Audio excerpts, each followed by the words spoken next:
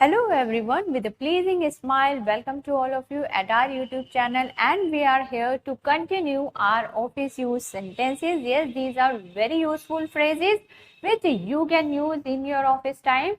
First part में हम 50 phrases की बात कर चुके हैं। आज हम नेक्स्ट फ्रेजेस को लेकर आए हैं जो कि आप अपने कलीग के साथ यूज कर सकते हैं ऑफिस में। चलिए देखते हैं वो फ्रेजेस क्या है।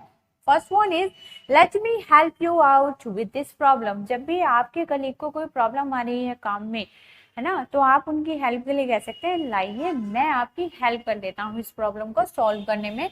Then you will use let me help you out with this problem.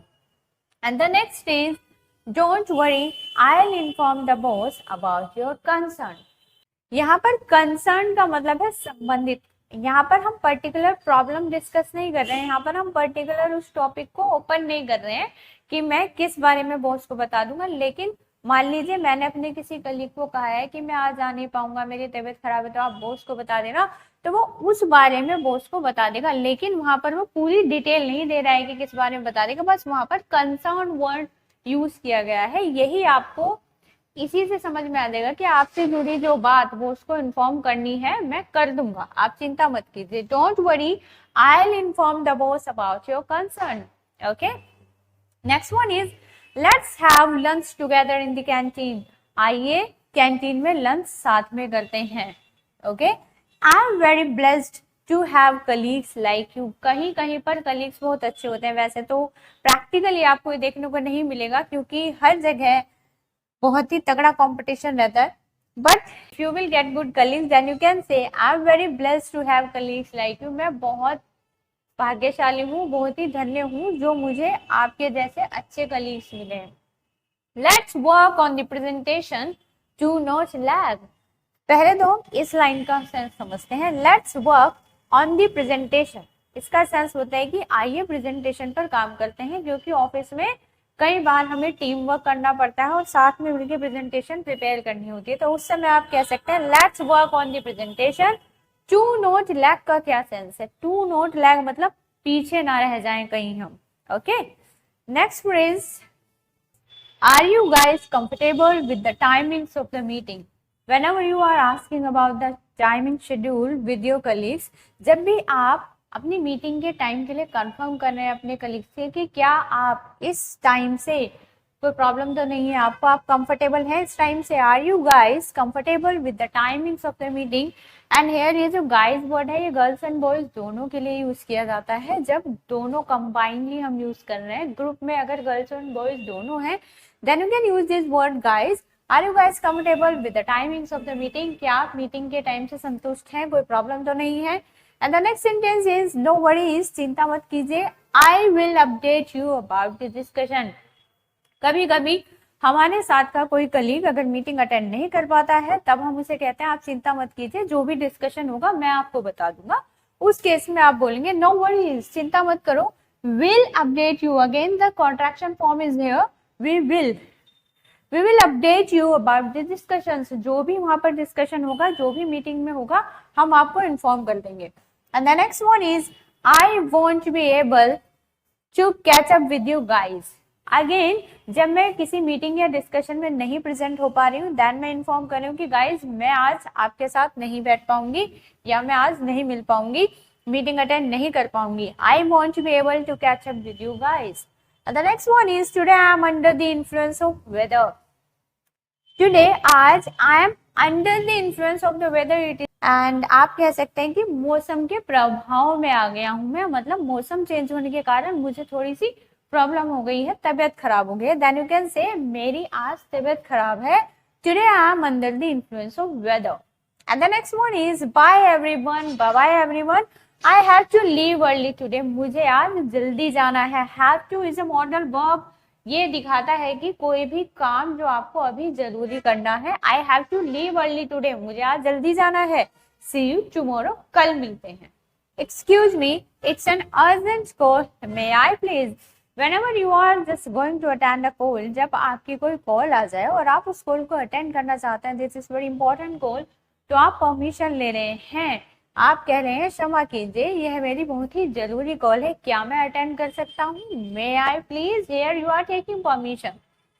Next one is would you mind if I call you back later. इसका मतलब है आप ये कह रहे हैं कि क्या मैं आपको थोड़ी देर बाद कॉल करूं? वैसे तो वुड यू माइंड का सेंस होता है क्या आपको बुरा तो नहीं लगेगा, इफ यदि आई कॉल यू बैक लेटर, लेकिन शॉर्ट में हम इसका हिंदी सेंस समझते हैं कि क्या मैं आपको बाद में कॉल करूं।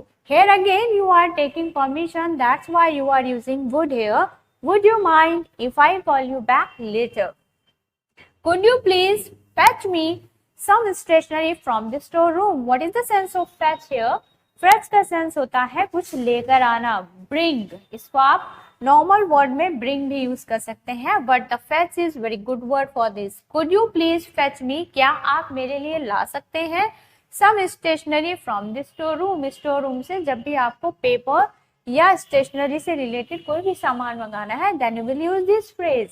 And the next one is will you please check it out. कोई भी चीज जब आपको किसी से चेक करवानी है, चाहे वो आपकी लैपटॉप की स्क्रीन है, आपकी प्रेजेंटेशन है, कोई शीट है, whatever you want to check out by anyone, then you will say will you please check it out. क्या आप इसे कृपया चेक करेंगे?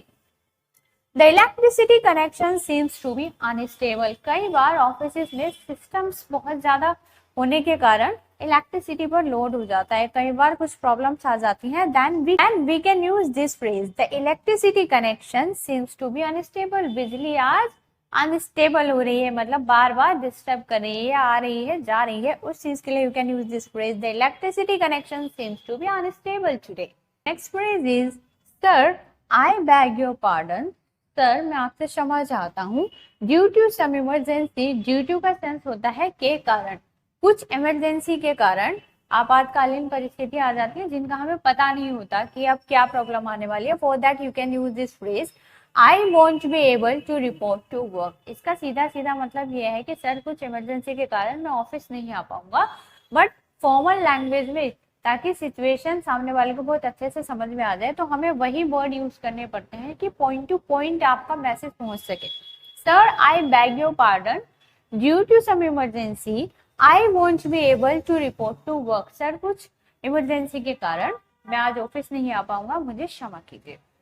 Next one is sir I seek one day leave. मुझे एक दिन की छुट्टी की आवश्यकता है फ्रॉम द ऑफिस से, due to some unforeseen circumstances. Again unforeseen circumstances means ऐसी परिस्थितियां जिसके बारे में आपको बिल्कुल भी अंदाजा नहीं था, है ना। ऐसी परिस्थितियां आ जाने के कारण आपको एक दिन की छुट्टी लेनी पड़ेगी।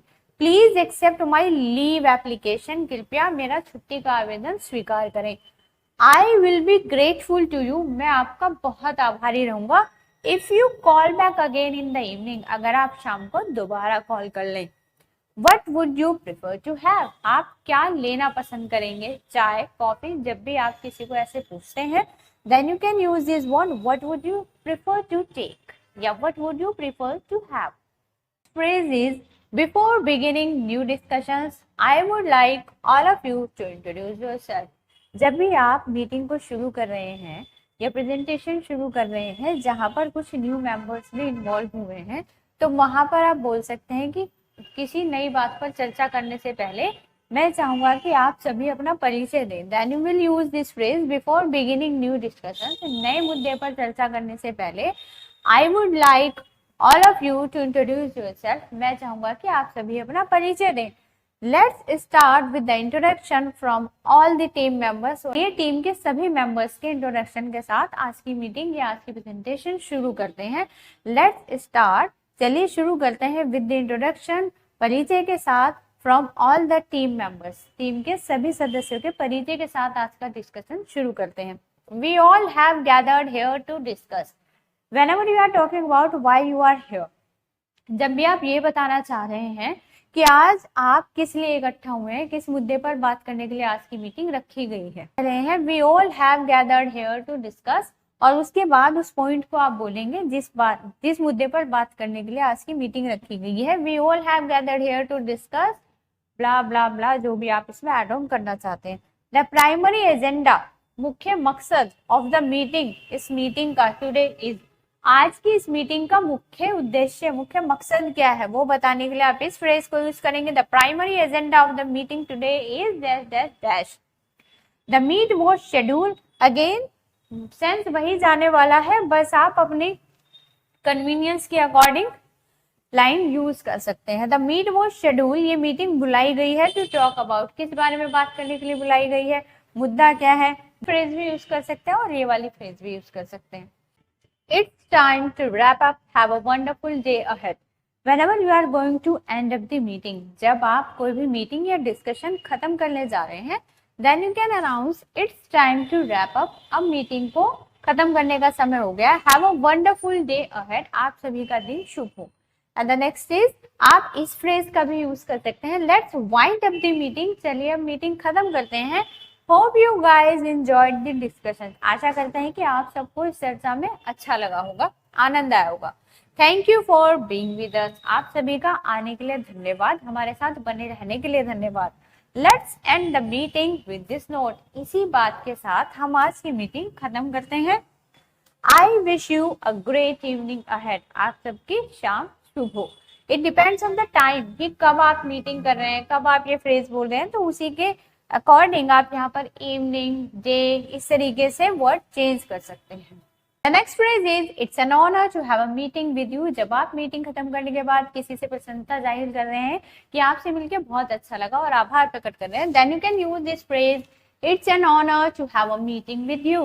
And the next phrase is, I'll get that done without any delay. जब आप अपने बॉस को भरोसा दिलाना चाहते हैं कि मैं उस काम को बिना किसी देरी के करवाता हूँ, I will get that done. That मतलब उस एक्शन की बात हो रही है, जिस एक्शन के बारे में आपके बॉस आपसे चाह रहे हैं कि आप उस काम को करा दें।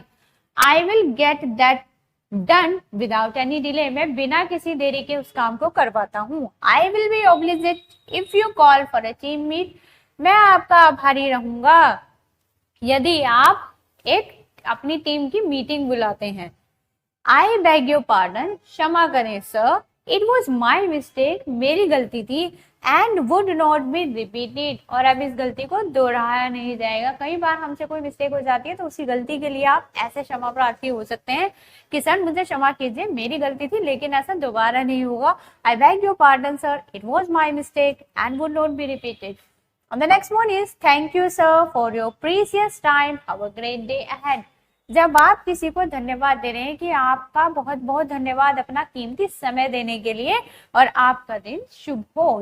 The next very important phrases are related with a guest. कई बार हम अपनी कंपनी में कुछ गेस्ट को इनवाइट करते हैं या कुछ स्पेशल क्लाइंट होते हैं जो आते हैं मीटिंग के लिए, तब हम इन फ्रेजेस को यूज कर सकते हैं। Just like, honourable sir, it's a privilege to welcome you to this company. आप कह रहे हैं कि सर ये हमारे लिए सम्मान की बात है कि हम अपनी कंपनी में आपका स्वागत कर रहे हैं।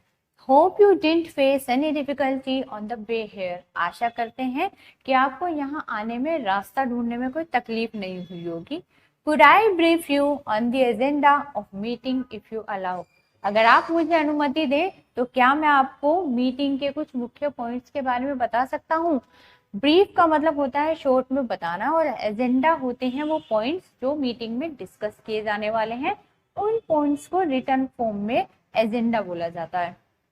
अ heartiest thank you for allowing me to brief you.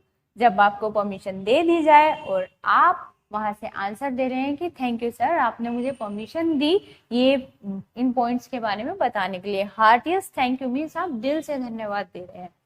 You are always welcome to put up questions while I present you. यहाँ पर आप कह रहे हैं कि आप सभी क्वेश्चन पूछने के लिए स्वतंत्र हैं, आप सबका स्वागत है, आप क्वेश्चन पूछ सकते हैं उस समय जब मैं प्रेजेंटेशन दे रहा हूँगा। Our next phrase is, we should update our website with the latest news.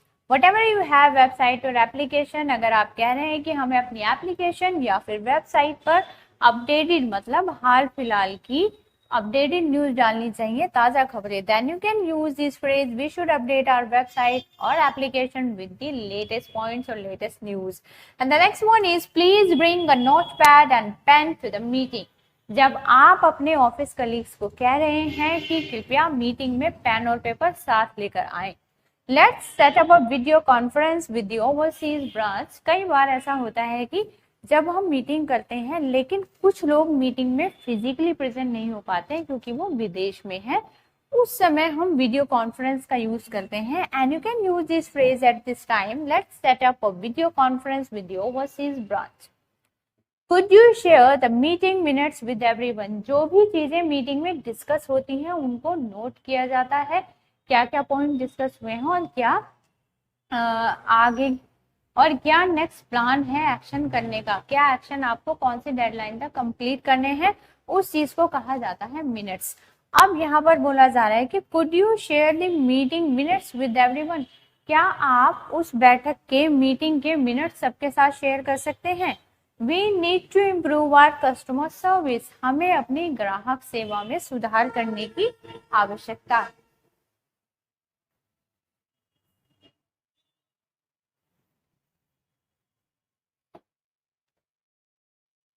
I will look into it. I'll try to figure out the problem. Whenever we are talking about a matter, जब भी आप किसी मामले की बात कर रहे हैं जिसमें आप बोलते हैं कि हाँ मैं देखूंगा इस बारे में क्या करना है, मैं इसकी जांच पड़ताल करूंगा, मैं कोशिश करूंगा समस्या को जानने की, then you can use this phrase I will look into it. मैं इस मामले को देखूंगा। I will try to figure out the problem, मैं प्रॉब्लम को, समस्या को जानने की कोशिश करूंगा। Let me know if I should proceed. Whenever you are showing your presentation to your manager और whatever you are doing, जब आप ये जानना चाहते हैं सामने वाले से कि कृपया मुझे बताएं क्या मैं आगे बढ़ सकता हूँ, क्या मैं आगे चलूं, then you can use this let me know if I should proceed. I look forward to discussing next step. What is the sense of look forward here? Look forward का सेंस होता है you are waiting for a positive response. जब आप बहुत ही खुशी से और positiveness से वेट कर रहे हैं किसी के रिप्लाई का, then you can use it I look forward to discussing next step. That means आप वेट करेंगे किसी के पॉजिटिव रिप्लाई आने का ताकि आप आगे बात कर सकें। It's a pleasure to be presenting ideas in front of you. Whenever you are going to start your presentation, then you can use this phrase कि मेरे लिए बहुत ही खुशी की बात है कि मैं अपने विचार आप सबके सामने रख रहा हूँ।